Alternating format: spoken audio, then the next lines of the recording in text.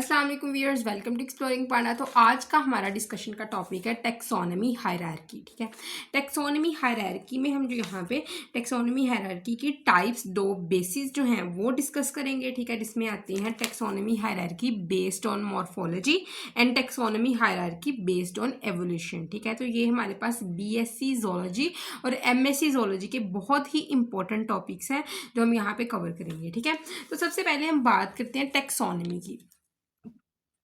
तो basically taxonomy है क्या? टेक्सोनमी क्या है कि ऐसा सिस्टम जिसके ज़रिए ऑर्गेनिजम्स की नेमिंग की जाती है, उनको डिस्क्राइब किया जाता है और उनको क्लासीफाई किया जाता है ऑर्गेनिजम्स को। ठीक है, उसको हम कहेंगे टेक्सोनमी।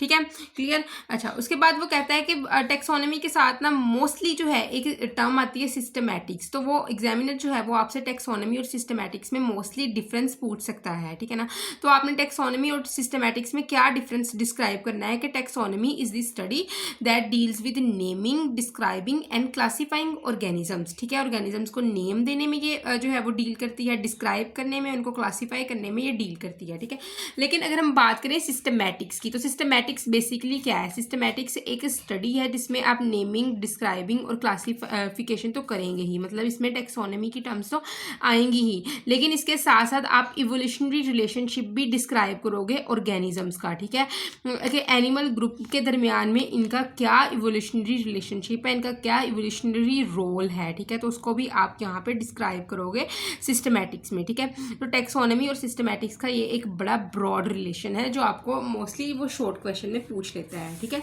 तो इवोल्यूशनरी रिलेशनशिप मतलब कि उनकी एवोल्यूशन किस तरह हुई, किस तरह वो एवोल्यूशन पॉइंट ऑफ व्यू से एक दूसरे के साथ मिलते जुलते हैं। तो यहाँ पे जो डिस्क्राइब करना है इसको, उसको हम कहेंगे कि ये हमारे पास है सिस्टमैटिक्स। ठीक है, तो यहाँ पे जो मेन हमारा टॉपिक है वो है टेक्सोनमी हायरार्की। हमारे पास टेक्सोनमी हायरार्की बेसिकली है क्या? इसके लिए दो टर्म्स यूज करता है वो। ठीक है ना, टेक्सोनमी हायरार्की को डिस्क्राइब करने के लिए टेक्सोनमी हायरार्की ये है कि किस तरह ऑर्गेनिजम्स को क्लासिफाई किया जाता है इनटू ग्रुप्स, सब ग्रुप्स। ठीक है, phylum, class, order, species, family, genus. ठीक है, इसमें किस तरह एक ऑर्गेनिजम्स को क्लासिफाई किया जाता है। तो टेक्सोनमी हायरार्की को मॉर्फोलॉजी की बेस पे भी आप ये जो है वो क्लास के अंदर, क्लासेस के अंदर, फाइलम के अंदर ऑर्गेनिजम्स को जो है वो रख सकते हो, और एवोल्यूशन की बेस पे भी रख सकते हो। एवोल्यूशन क्या है? किस तरह एक ऑर्गेनिज्म किसी कॉमन इंसेस्टर से निकले हैं। ठीक है, दो ऑर्गेनिज्म एक कॉमन इंसेस्टर से किस तरह प्रोड्यूस हुए हैं, इसको हम कहेंगे कि हमारे पास क्या है, एवोल्यूशन हुई है एक ऑर्गेनिज्म में, जिससे इस एवोल्यूशन के बदले में उसमें से जो है एक अलहदा लाइन निकाल दी गई है। ठीक है ना, तो मैं यहाँ पे जब ये एवोल्यूशनरी पॉइंट ऑफ व्यू वाला बताऊंगी तो इसकी आपको समझ लग जाएगी। तो क्लियर। तो अभी हम बात करते हैं, सबसे पहले बात करेंगे taxonomy hierarchy based on morphology. Morphology की बेस पे किस तरह होता है ये, तो ठीक है ना। तो अगर यहाँ पे हम बात करें तो वो कहता है कि साइंटिस्ट था कार्ल लिनियस जिसने इस मॉर्फोलॉजी की बेस वाली टेक्सोनमी हायरार्की को डिस्क्राइब किया था। कार्ल लिनियस को आप जो है वो मॉडर्न टेक्सोनमी का फादर भी कहते हो। ठीक है ना, तो उसने क्या किया था, इसने बात ही की थी मॉर्फोलॉजी की बेस की। ठीक है, इसने जो भी ऑर्गेनिज्म को की ग्रुपिंग की थी इसने की थी मॉर्फोलॉजी की बेस पे। इसके अलावा इवोल्यूशन वगैरह का इसके साथ कोई भी ताल्लुक नहीं था। इसने एवोल्यूशन को नहीं एक्सेप्ट किया था, इसने जस्ट मॉर्फोलॉजी की बेस पे ऑर्गेनिजम्स की कैटेगराइजेशन की थी, ऑर्गेनिजम्स की कैटेगरीज बनाई थी मॉर्फोलॉजी की बेस पे। ठीक है ना, तो उसने कहा था कि जो कार्ल लिनियस था ना, ये क्या करता था, इसका ये बिलीव था कि डिफरेंट स्पीशीज को एक ही कैटेगरीज में रखा जा सकता है। क्योंकि उनके दरमियान कुछ शेप की सिमिलैरिटी है। ठीक है, बॉडी पार्ट्स की अरेंजमेंट की सिमिलैरिटी की बेस पे। ठीक है, types of limbs, leaves, flowers, इस सब की बेस पे डिफरेंट ग्रुप्स को, डिफरेंट स्पीशीज को एक ही ग्रुप में आप रख सकते हो। स्पीशीज वो डिफरेंट है, ठीक है, लेकिन उनको एक ग्रुप में रखा जा सकता है on the base of the shape and structure of body. मतलब कि दोनों की शेप और स्ट्रक्चर जो है सेम है। मतलब ये ग्रुप 1 है, ये 2 है, दोनों को एक ही ये स्पीशी 1 है, ये स्पीशी 2 है, दोनों को एक ही ग्रुप में रखा जा सकता है। क्योंकि इन दोनों की शेप और बॉडी का स्ट्रक्चर सेम है। ठीक है, नंबर और arrangement of body parts similar है इन दोनों की, दोनों के पास लीव्स और फ्लावर्स और लिम्स जो है वो सेम है। ठीक है, और एक्सटर्नल सिमिलैरिटीज़ की बेस पे इनको जो है वो एक ही ग्रुप में रखा जा सकता है। ठीक है, तो ये था कॉन्सेप्ट कार्ल लिनियस का। ठीक है, कार्लस लिनियस ने ये कॉन्सेप्ट दिया था, लेकिन इस कॉन्सेप्ट कंसेप्ट में किसी भी किस्म की एवोल्यूशन के बारे में नहीं था, इस कंसेप्ट में किसी भी किस्म की जेनेटिक कॉन्सेप्ट नहीं था, ठीक है। जस्ट एक बात कर दी थी उसने मॉर्फोलॉजी की बेस पे, ठीक है। जिस तरह वो कहता है कि जो हमारे पास हाउस फ्लाई होती है, ठीक है ना, तो हाउस फ्लाई जो है ये सिमिलैरिटी दूसरी फ्लाइज के साथ भी शो करती है, ठीक है।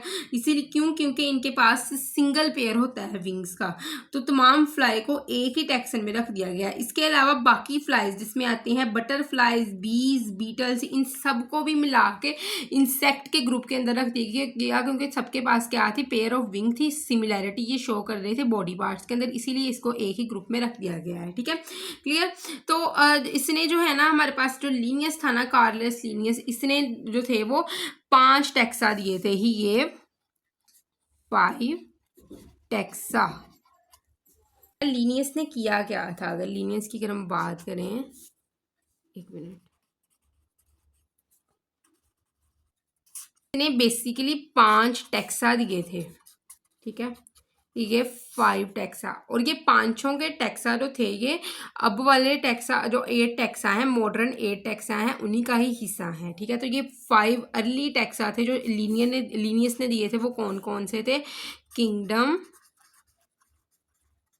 ठीक है, क्लास, ठीक है, ऑर्डर, क्लियर, जीनस और स्पीशीज। तो ये 5 टैक्सा लीनियस ने दिए थे।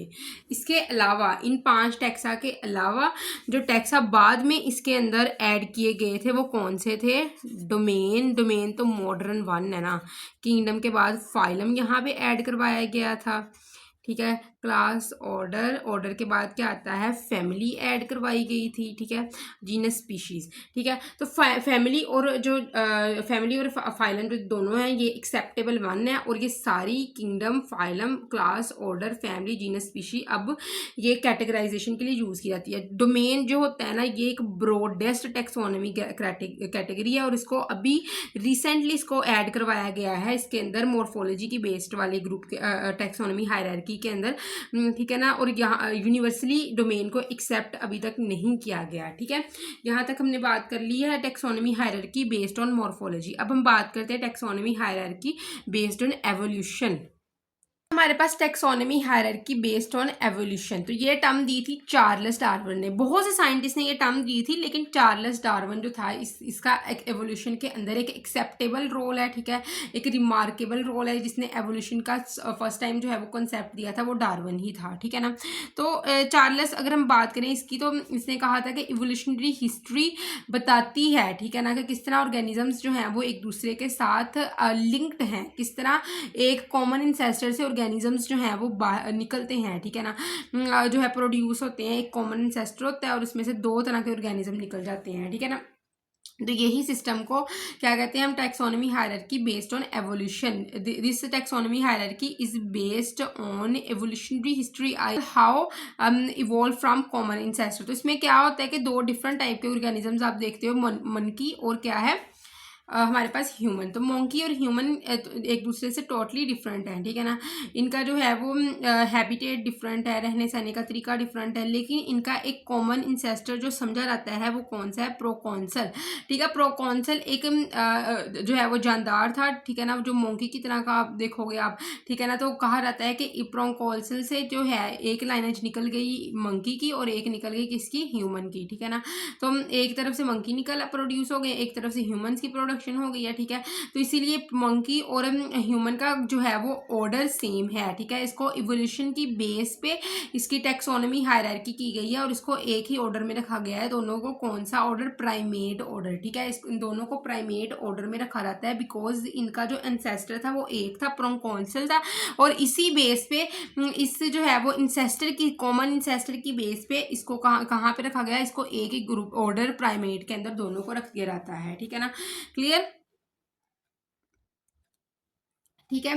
तो ये हमारे पास क्या था, टैक्सोनॉमी हायरार्की, ठीक है, मॉर्फोलॉजी की बेस पे और एवोल्यूशन की बेस पे। तो आई होप सो कि आपको जो ये बहुत इंपॉर्टेंट टॉपिक है टैक्सोनॉमी हायरार्की, इसकी समझ लगी होगी।